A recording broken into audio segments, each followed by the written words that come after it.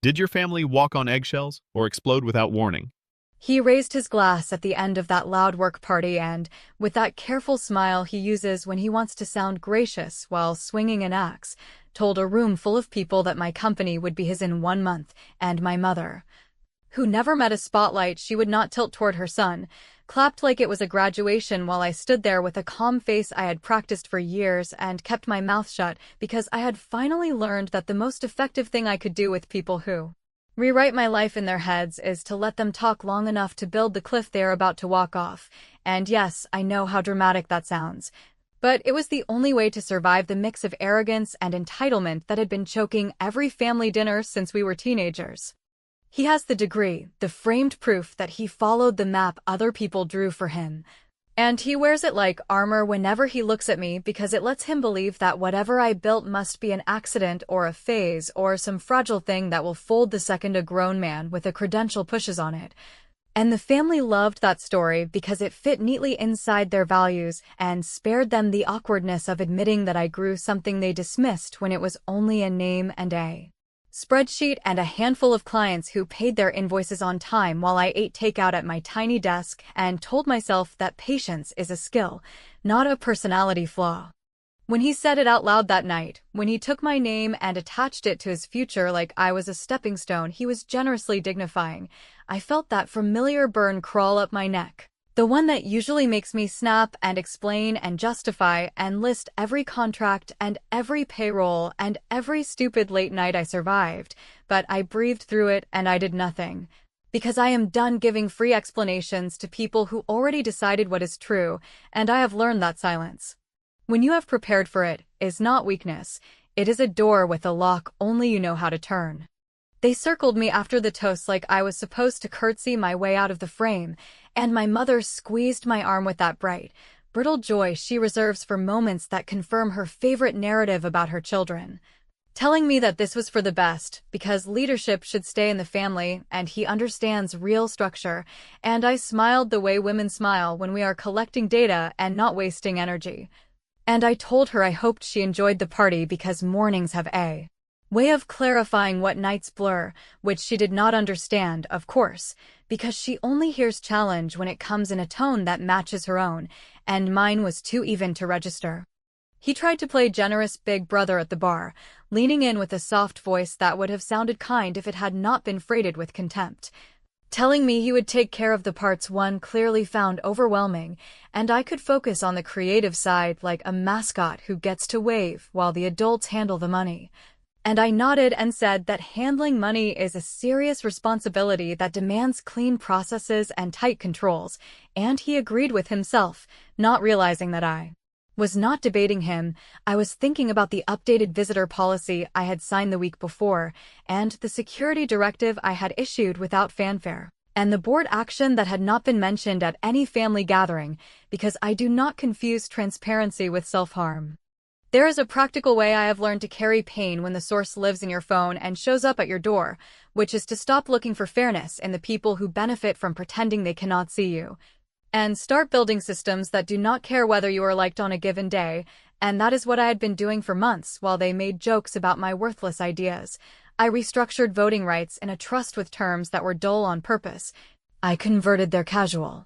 help into paper that had repayment triggers they never thought would matter. I moved the banking relationship. I updated key cards. I trained my team to follow policy over personality, and I told exactly 3 people why, none of whom share a last name with me. The part of me that still wanted my mother to look at me like I was not a disappointment tried to speak up as the night went on, tried to spill the whole plan and watch the color drain from their faces, but I kept that door shut. Because the point was not to win an argument in a room full of his colleagues who were already measuring my office for him. The point was to stop handing them the cheat sheet every time they threatened a pop quiz, and I reminded myself that I had already chosen the battlefield, and it was not this bar with the bad lighting and the louder laughter whenever he said the word acquisition.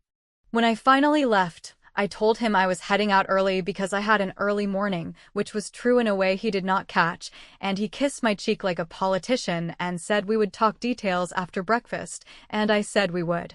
And as I walked to the car, I scheduled a message to my operations lead to run the morning checklist exactly as written with no exceptions, not because I doubted her, but because sometimes clarity is the kindest thing you can give a team that is about to be tested by people who think rules are decorations. At home I made tea I did not drink and opened my laptop and scrolled through the stack of signed acknowledgments from the past month, not to gloat but to steady myself. Because even a good plan shakes in your hands when you remember that the people on the other side are your family and you were raised to keep peace even when peace is code for be quiet and hand over your work. And I sat there long enough to feel the old urge to send a softening text, the kind that says, let us talk tomorrow and maybe we can find a compromise, and I deleted it because I am not negotiating my own survival anymore. I slept badly and woke before the sun with that vibrating feeling under my ribs that tells me a line is about to be drawn where there used to be a door, and I dressed and I drove. And I walked through my lobby with a nod to the guard whose name my mother never bothered to learn, and I opened my office and set my phone face down, and I waited, because they had made promises in public and people who clap for promises expect them to pay out fast. And while they were on their way with their smiles and their certainty and whatever papers their lawyer had pulled from a template, I looked at the clock and thought about how quiet a building can feel when it is ready for a storm, and then the elevator dinged, and I heard voices carry. And in that long breath before the first demand hit the air, I realized I was not nervous at all, which is funny given the stakes, because the truth is I had already made my move, and the next sound they heard was not going to be mine. When I say I had already made my move, I do not mean some theatrical gesture or a dramatic reveal that plays well at parties. I mean the boring, grown, unglamorous work of changing structures while everyone who underestimates you is busy measuring curtains. Because after enough years of being told that your ideas are cute and your company is a hobby and your determination is just stubbornness with mascara, you either spend your life arguing about respect or you build a place where respect is wired into the pipes so that by the time a self-appointed savior arrives with a grin and a degree, the doors answer for you, and that is what I had been doing in the long, quiet months that sat between their jokes and that elevator bell.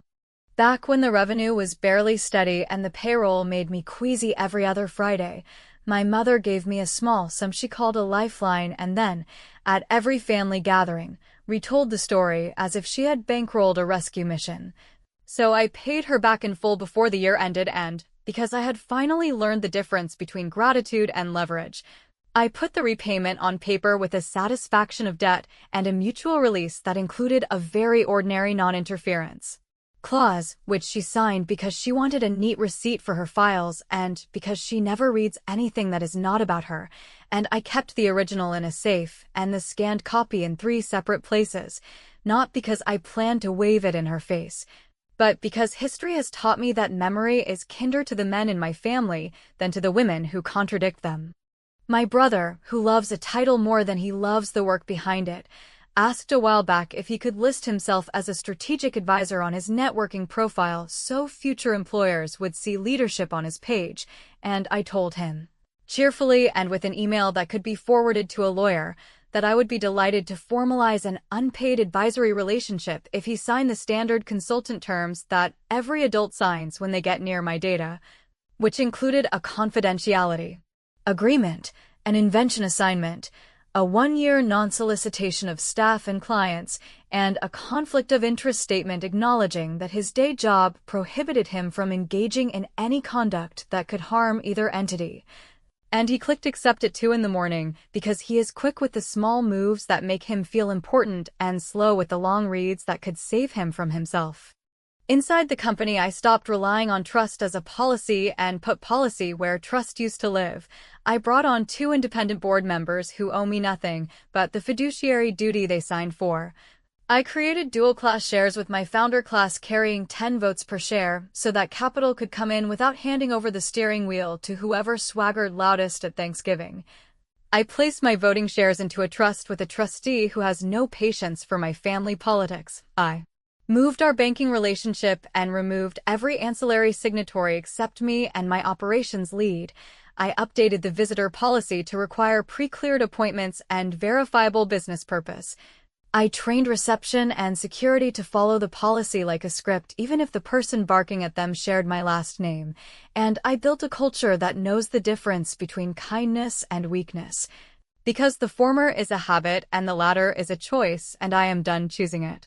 They called what I was doing paranoid, which is a polite way to tell a woman that the problem is her tone and not the fact that people are trying to take what she built. Yet the same mouths that called me paranoid never missed a chance to ask for access, for introductions, for dashboards and decks and client lists and a peek at proprietary tools that I named and paid for. And each time I smiled and said we handle sensitive data carefully and I would be happy to share what our counsel allows. And each time I sent them a secure link that required identity verification, they mysteriously lost interest, which told me everything I needed to know about their intentions and nothing I needed to know about their character. Because their character was already loud enough to hear from across a room. In the weeks before that party, I did the last round of small, but decisive changes that never make it into glossy founder profiles. I rotated master passwords. I closed dormant accounts. I reconfirmed client notice procedures so no one could pretend to speak on my behalf and slip into a meeting as a surprise authority. I filed a quiet amendment with the state to reflect the voting trust. I pushed the final version of our workplace access policy with explicit language about unauthorized claimants. And I made sure the front desk had a printed list of names that belonged to people who were not to be allowed past the lobby under any circumstances without my written approval. Which is not dramatic until the day you need it, and then it is the difference between a fight in public and a door that does not open. If you are wondering why I did not sit my mother down and explain these changes with a whiteboard and a hug, the answer is that I have done that so many times I can recite her responses in my sleep. And I am too old to audition for a role in the story where my needs are excessive and my boundaries are rude. I am not making them villains. I am noticing a pattern, and I am done negotiating my safety with people who benefit from me being unprotected. So I gave up on changing hearts and focused on changing the paperwork, which is colder, but infinitely more reliable. So yes, while he was smiling for pictures and toasting to a takeover he believed he could simply announce into existence, I had already staged the room he would walk into the next morning, and, because I do not rely on luck, I added one more piece the night before that felt less like a trap and more like a mirror. I opened my laptop and wrote a careful email to the compliance office at his employer attaching the signed consultant agreement and the conflict of interest acknowledgement he had clicked through months ago, and I asked, in the gentlest corporate language I know, whether a full-time employee in his position was permitted to solicit my staff, approach my clients, or present himself as a potential acquirer while bound by that agreement. And I copied my counsel and my board not to escalate but to document, and I set the send time for first thing in the morning because I wanted the message to land before his feet did, and as the elevator in my building chimed and my mother's voice floated ahead of her like perfume, my phone buzzed with an automatic response that said the matter would be reviewed immediately, which felt less like revenge and more like gravity, and I put the phone face down and said nothing. Because the next word in this story was never going to be mine. It was going to be the word that stops men like my brother at the threshold they thought they owned. The elevator doors slid apart, and my mother came out first with that quick, bright energy she saves for moments she thinks will look good in a story later. And behind her walked my brother with two men he introduced as counsel, even though one of them carried a messenger bag that looked more like a marketing portfolio than a briefcase. And before they reached reception, I could hear him saying that we were here for the leadership transition, as if an office was a stage and a sentence could rearrange the building, and I stayed where I was with the glass wall between us and let the policy I had written greet them, because a rule you enforce without apology is stronger than any argument you deliver with tears in your eyes. The receptionist, who has dealt with every flavor of unannounced visitor from fragile egos to fake plumbers, asked for their appointment in the steady tone we trained for. And when my brother said the time was now and the confirmation would be obvious once we reached the conference room, she repeated the sentence we practiced until it felt natural in the mouth,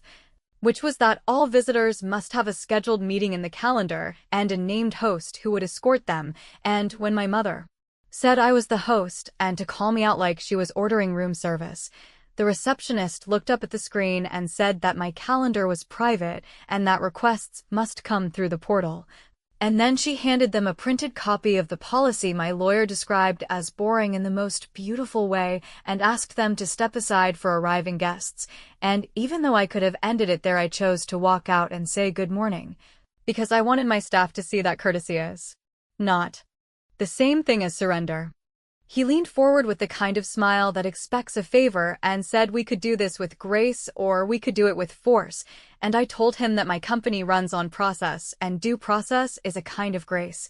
And if he wanted a conversation, he could sign the standard visitor non-disclosure and sit in the downstairs conference room while my counsel joined us by video, and he laughed the way he laughs when he thinks he can shame me back into the role he prefers. Then told security to move and told his 2 men to follow, and that is when the guard who knows every clause by heart stepped into the line and said that access without a host is prohibited and that attempts to bypass reception would be treated as trespass. A word my family likes only when it applies to other people, and my mother said no one was trespassing because we were blood, and the guard, who was raised on rules instead of favors, repeated that policy does not recognize family as a credential, which was the moment I knew the training had worked exactly as designed. You would think the humiliation would land then, but arrogance has a long half-life. So my brother tried a new route by calling me selfish in a voice that carried through the lobby and by telling the employees who had stopped to watch that they would be reporting to him by the end of the week. And while he spoke, the phone in his hand buzzed, and he turned it over and read something that pulled all the air out of his next sentence, and he stepped aside and answered with that fake professional voice he uses when he wants to sound more important than the person on the other end. Only this time the person on the other end did not care about his performance because it was compliance from his employer returning my email and asking whether he was currently on my premises attempting to engage staff or clients in violation of the agreement he had signed, and while he tried to talk around it using words like exploratory and family alignment, the voice asked him to return his company device to headquarters by close of business and to refrain from further contact with my organization until the review concluded, and when he said that was impossible, the voice repeated the instruction more slowly and asked him to confirm he understood, and he did, because when the audience changes, the actor adjusts. My mother, who has survived a lifetime by believing that consequences are suggestions, turned to me and demanded that I fix whatever foolish report I had started, because it was getting in the way of what she called a reasonable family arrangement. And I told her that I did not report anything. I simply asked a professional question with documentation attached and a timestamp, and that my hands were not on whatever machine had just spun into motion, and then I took a slim envelope from the courier who had been waiting against the far wall because timing matters when you want clarity, and I handed it to my mother with a neutral face while the lobby watched, and told her it was the non-interference agreement she signed when I repaid her so-called lifeline, and that it included a very ordinary clause about refraining from actions that could harm my operations, and that I was offering her a chance, right then and there, to reaffirm that commitment by signing the acknowledgement on the last page so we could all avoid confusion, and for a full 10 seconds she looked at the paper like it had been written in another language before she said she would not be bullied by paperwork. There is a kind of quiet that follows a person who has just realized the room is not reacting to their version of reality, and it settled over the lobby while my brother scrolled his inbox with his jaw tight and my mother stood with the envelope unopened. And I let the silence stretch because I wanted my staff to remember this feeling the next time they doubted whether boundaries are worth the discomfort. And then, very calmly, I told security to issue a formal notice that they were not to enter without a scheduled appointment and a signed host acknowledgement, which is the gentlest tool a company has before calling the police. And I asked reception to email a copy of the policy and the notice to the addresses on file so there would be no misunderstandings later, and I stepped back and let the team do their job while I did mine, which was to keep my face uninteresting and my words to a minimum so that the story of the morning would not be about my temper, but about the fact that a door did not open. He tried one last tactic by telling my operations lead that he would be reviewing her department by the end of the month and that it would be smart to show loyalty early, And she looked him in the eye with the steadiness that gets us through hard quarters and told him that her loyalty was to the company and to the policy that keeps the company alive. And the guard escorted them to the elevator not because they were dangerous, but because we wanted to remove the theater from the scene, and as the doors closed, my brother stared at me like I had embarrassed him, which is always the story when a man's choices are held up to light, and I did not return the stare. I simply checked my phone. Saw the second email from his employer asking for a call to discuss the documents we had on file, and replied with 2 available times along with a short, plain statement that any further contact with my employees without a scheduled meeting would be treated as solicitation under the agreement he signed. And when the elevator began to move, the courier touched my sleeve and passed me the second envelope, thicker than the first and addressed to my brother, and I rested it in my palm for a beat while the staff drifted back to their desks, knowing that inside was the clause that would turn their boasting into a bill, and I walked to my office without opening it because I prefer to let gravity do the talking, and because the real fall would not happen in a lobby, it would happen when the numbers came due and the signatures started mattering in ways they never expected. The thicker envelope sat on my desk like a dare I did not need to accept because I already knew what lived inside it. Yet I slid a finger under the flap and found exactly what months of quiet work by you when people who think affection is ownership come to collect a thing they did not build, which was a neat stack of letters that looked boring to anyone who does not live in the real world, beginning with a board resolution that ratified the visitor policy and the host protocol and the authority I carry on behalf of the company, followed by a notice of breach addressed to my brother that cited his own signed consultant agreement line by line, including the non-solicitation he skimmed, the confidentiality he ignored, and the conflict acknowledgement he bragged about, and then a demand for liquidated damages that did not shout or threaten, but simply totaled what happens when you try to recruit employees you have no right to command, and behind that sat a litigation hold, instructing him to preserve all messages sent to my staff from his personal phone and his work device, which would have sounded theatrical if it were not paired with the email already waiting in his inbox from his employer's compliance office, and the last sheet,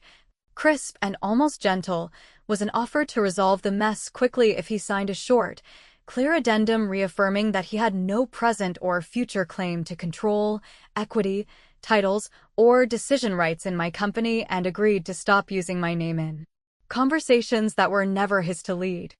People like to imagine that traps are sprung with flourish, but mine relied on less glamorous habits that I built one awkward family exchange at a time, so when my mother once insisted on paying a small vendor directly so she could feel involved and then, for months afterward, told that story like she had rescued a sinking ship, I reimbursed her in full with a check that carried a memo referencing the repayment clause and the non-interference paragraphs attached to the release she signed the same day. And when my brother asked to be listed as a strategic advisor to goose a title on his networking page, I did not argue with his vanity. I sent him the same paper every grown person signs, the one that says you do not get to take what you can see. And when he proudly clicked agree, I did not gloat. I sent the countersigned copy to a folder labeled ordinary in a directory named after patients, and months later, when he messaged 2 of my engineers after midnight with a smug promise that change was coming and smart people would get in early, those messages walked themselves into the damages table because the agreement he treated like a prop had become, through no sorcery at all, a bill.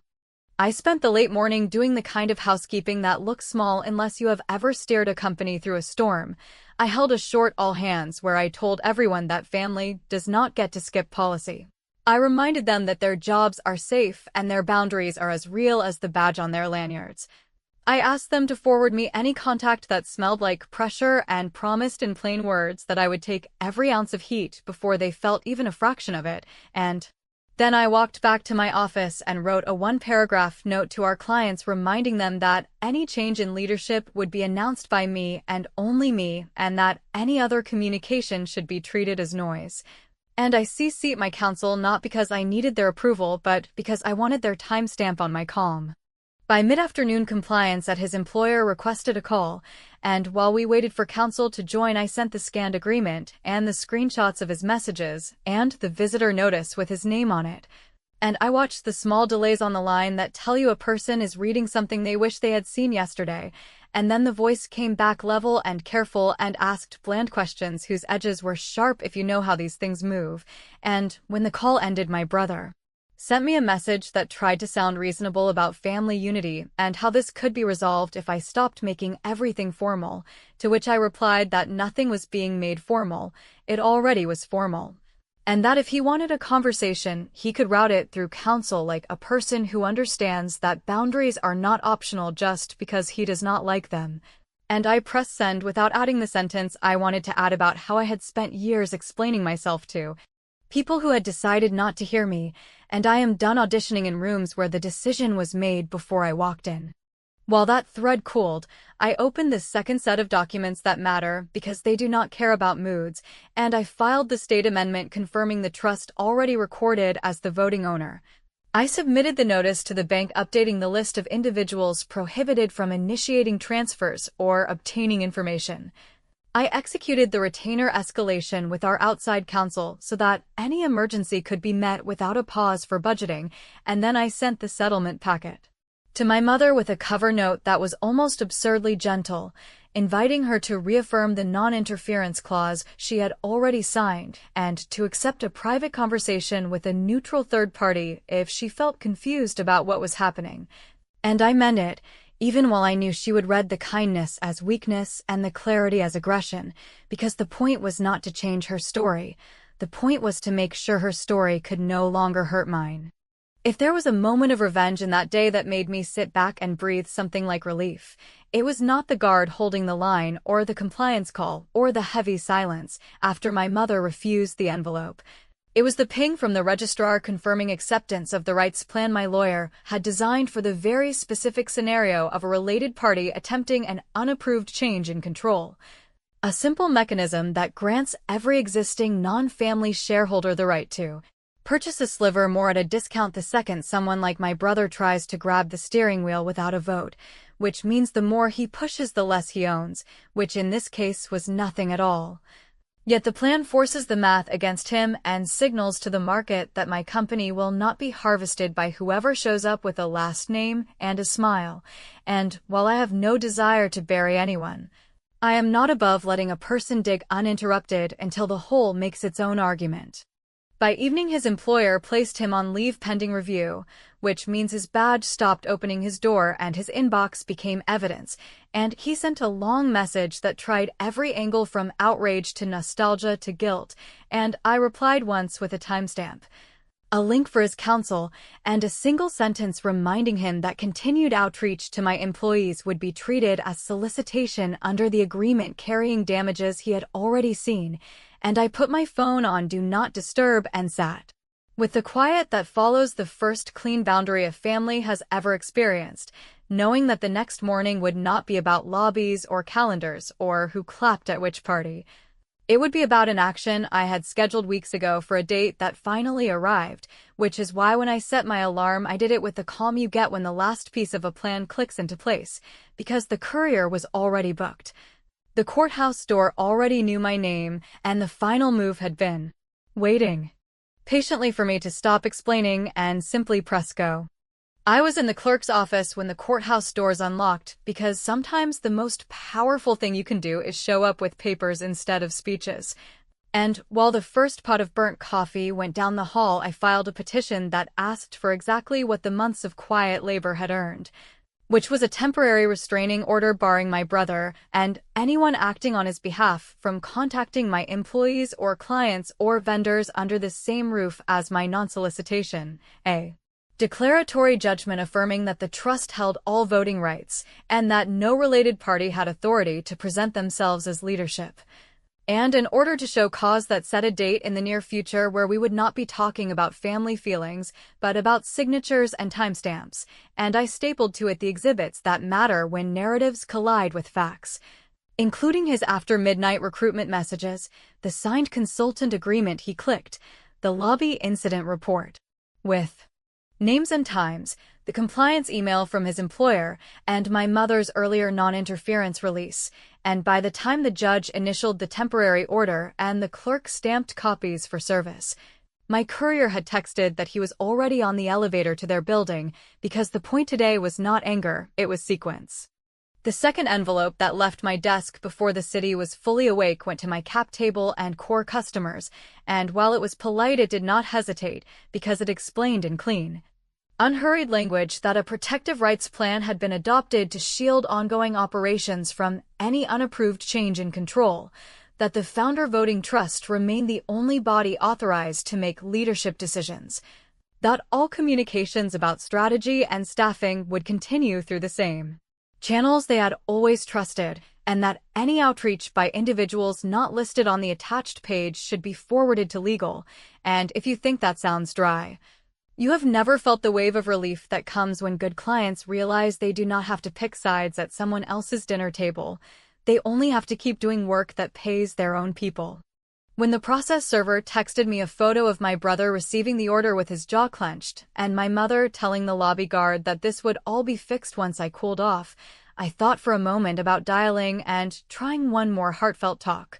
And then I remembered the dozens I had already tried and the way they always ended with me offering pieces of my boundaries as party favors, so I put the phone down and joined a video conference where his employer's counsel, sounding like someone who has had this precise conversation 1,000 times, confirmed that he was on administrative leave and that any further contact with my staff would be treated as misconduct independent of my rights. And I said that my only goal was to stop the bleeding without public spectacle, and that if they preferred to resolve their side quietly, I had no interest in theatrics, and we ended the call with that calm you get when adults take the wheel. By early afternoon, my brother's lawyer emailed to ask whether we were open to a settlement meeting to avoid the hearing, and the old part of me, the part that still lives in a house where women fix everything with soft voices and cookies,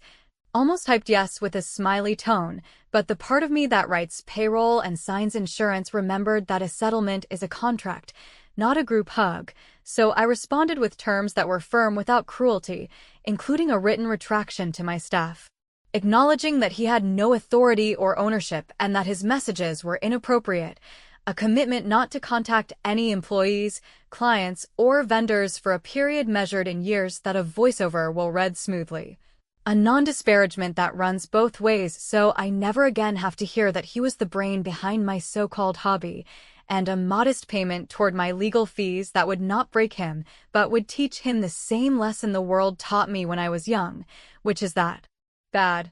decisions cost money and that adulthood means paying your own bill, and finally a signature on the addendum to the consultant agreement converting his violation into a final release that closes every door he tried to pry open.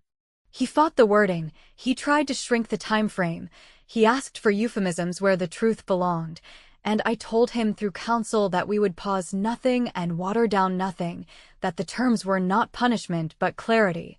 and that if he preferred the hearing I would welcome the judge's eyes on the paper trail because the paper trail is where I stopped losing years ago, and after a long silence that stretched through an entire meeting block he agreed, and when the draft came back with red lines that looked like someone bargaining with gravity, I rejected them without apology, and when the next version arrived with only 2 small edits we accepted and set a time for signatures in a conference room where there would be no mother, no cousins, no audience, just pens and adults and the sound of consequences landing. My mother refused to come, then threatened to come, then texted that she forgave me, which is how people apologize when they cannot say the word sorry. And I sent her one message that said I loved her and that I would not discuss the company again, and that if she ever felt lost she could reach out to a therapist I would happily pay for. And then I muted the thread because I am not responsible for teaching a grown woman how to speak to a daughter she does not understand, and because love without boundaries is just a story you tell yourself so you do not have to do the work. The signatures were fast, the notary stamped, the courier left with the originals, and my brother tried to salvage pride with one last comment about how I had overreacted when he was only trying to help.